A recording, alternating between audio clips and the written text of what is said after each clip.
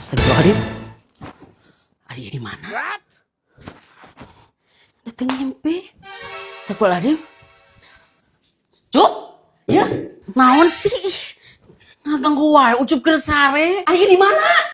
Ima ucup atuh pan ai mama lieu kan penting teh kadari ngabring.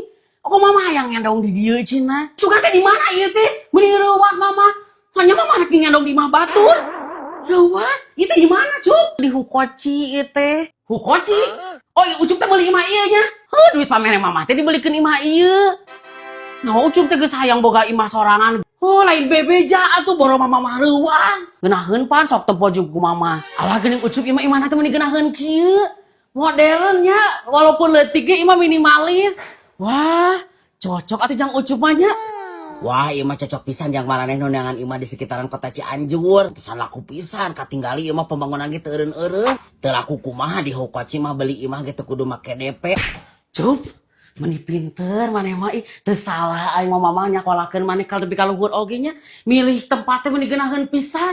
Tuh kan geunaheun kan mah, ucup mah tara salah mun milih imah teh. Ieu mah imah teh geus alus, efisien, jeung hargana ieu masuk di akalnya.